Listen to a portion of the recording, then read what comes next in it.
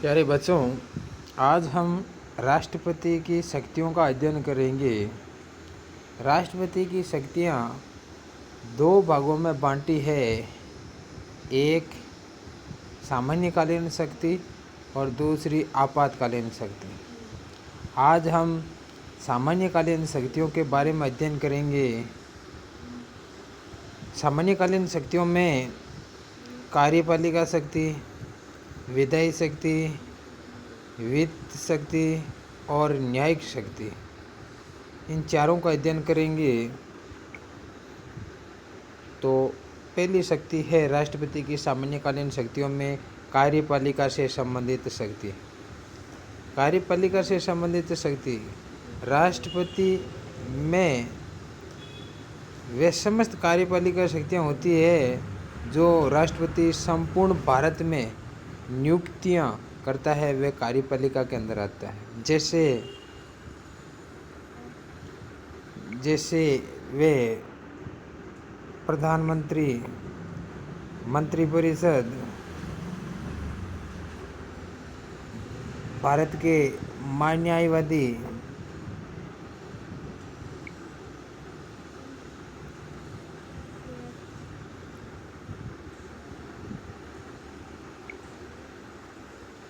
विदेशों में राजदूत, राज्यों में राज्यपाल, सर्वोच्च न्यायालय के न्यायाधीश व मुख्य न्यायाधीश, उच्च न्यायालय के मुख्य न्यायाधीश और न्यायाधीश की नियुक्ति राष्ट्रपति द्वारा की जाती है। प्रमुख आयोग जैसे संघ लोक सेवा आयोग के सदस्य अध्यक्ष की नियुक्ति राष्ट्रपति करता है। निर्वाचन आयोग, वित्त आयोग के सदस्य व अध्यक्ष की नियुक्ति राष्ट्रपति द्वारा की जाती है।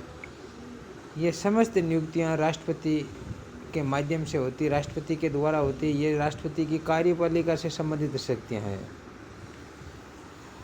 अनुच्छेद 72 में राष्ट्रपति को समाधान की शक्ति भी प्राप्त है।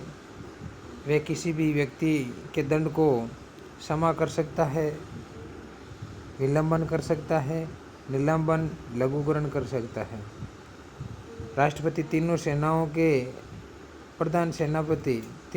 का प्रधान सेनापति भी राष्ट्रपति होता है और तीनों सेनाओं के सेनापतियों की नियुक्ति भी राष्ट्रपति द्वारा ही होती है।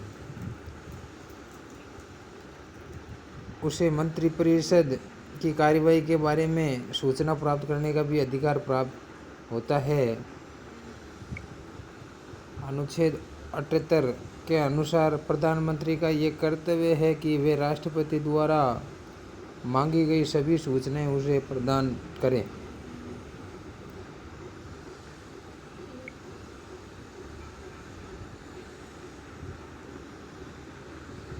राष्ट्रपति उसी व्यक्ति को प्रधानमंत्री नियुक्त करेगा जिसे लोकसभा में बहुमत दल प्राप्त है। जिस दल के नेता को बहुमत प्राप्त हो उसे ही प्रधानमंत्री नियुक्त करेगा। कभी कभार किसी भी दल को बहुमत प्राप्त न होने पर राष्ट्रपति अपने विवेक से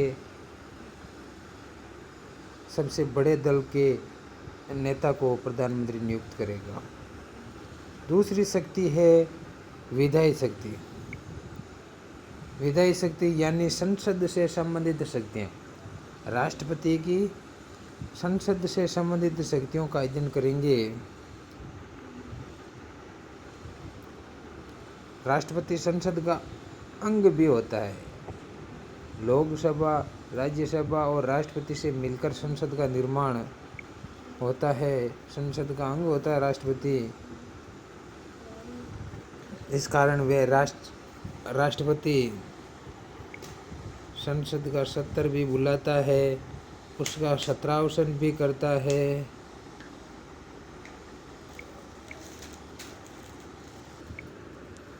और सबसे महत्वपूर्ण संसद से संबंधित कार्य अनुच्छेद 85। अनुच्छेद 85 में राष्ट्रपति लोकसभा को उसके कार्यकाल से पूर्व भी भंग कर सकता है। सबसे महत्वपूर्ण अनुच्छेद 85 में और राष्ट्रपति प्रति वर्ष संसद के दोनों सदनों को संयुक्त रूप से संबोधित करता है, जिसे राष्ट्रपति का अभिभाषण कहते हैं। राष्ट्रपति राज्यसभा में 12 सदस्य मनोनीत कर सकता है, जो कला, साहित्य, विज्ञान, समाज सेवा के क्षेत्र में उल्लेखनीय हो, और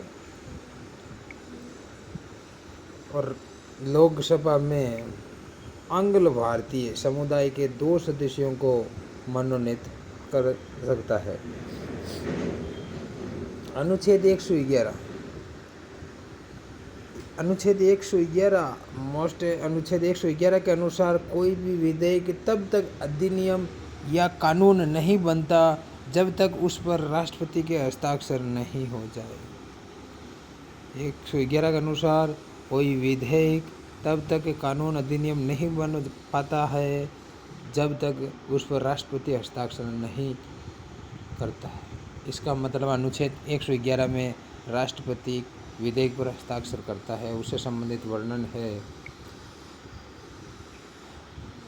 राष्ट्रपति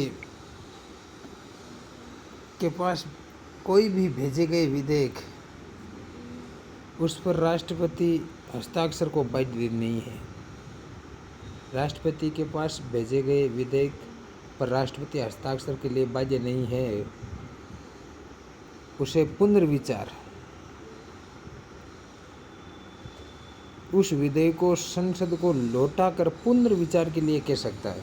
कोई भी विधेयक राष्ट्रपति पुनर्विचार के लिए भेज सकता है। अगर वही विधेयक दोबारा संसद से राष्ट्रपति के पास आता है तो दोबारा राष्ट्रपति को बाध्य होना पड़ता है, उस विधेयक पर हस्ताक्षर करने के लिए बाध्य होना पड़ता है। इसे राष्ट्रपति की सीमित या निलंबनकारी शक्ति कहते हैं। एक शक्ति है वीटो की शक्ति, जेबी वीटो की शक्ति, जिसके अंदर कोई राष्ट्रपति के पास कोई विधेयक आता है, उसकी कोई समय सीमा नहीं होती है कि उस समय सीमा के अंदर विधेयक को वापस भेजना होता है, लौटाना होता है।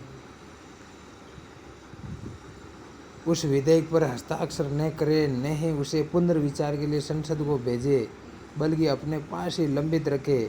ऐसी स्थिति में यह विधेयक पारित नहीं हो सकेगा। राष्ट्रपति अपने पास ही रोक लेना, जिसे राष्ट्रपति का जेबी निषेधाधिकार, पॉकेट वीटो कहते हैं।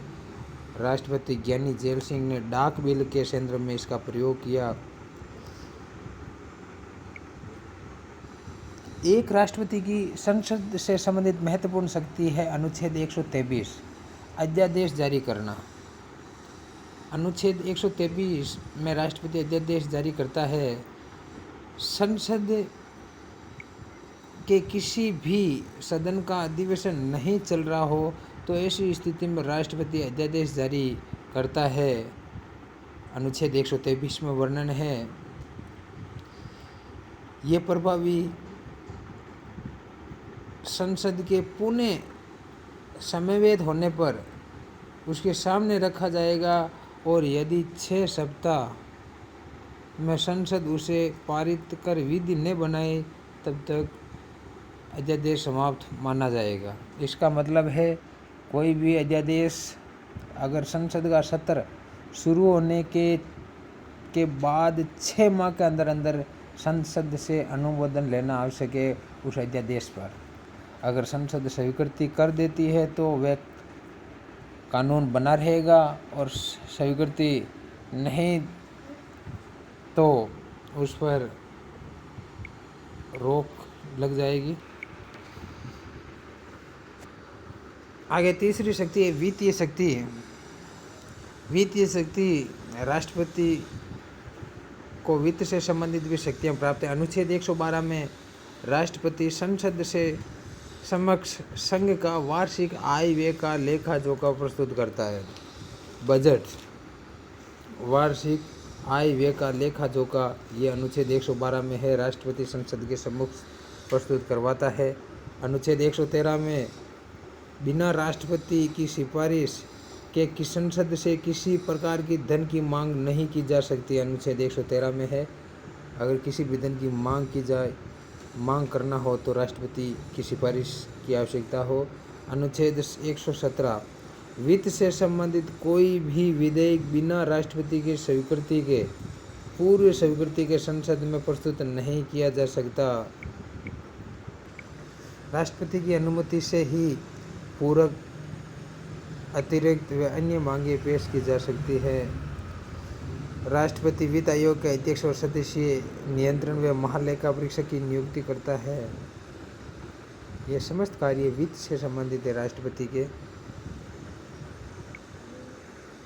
चौथा काम है न्यायिक शक्ति। राष्ट्रपति की न्यायिक से संबंधित शक्ति है। अनुच्छेद 72 को राष्ट्रपति को कुछ अधिकार दिए। अनुच्छेद 72 में समाधान, किसी भी व्यक्ति को समाधान दे सकता है। सजा पाए हुए व्यक्ति को समाधान दे सकता है। न्यायालय द्वारा दंडित व्यक्ति के संबंध में राष्ट्रपति उस व्यक्ति को क्षमा प्रदान कर सकता है, दंड को कम कर सकता है, दंड को बदल भी सकता है। इन शक्तियों का प्रयोग राष्ट्रपति कर सकता है।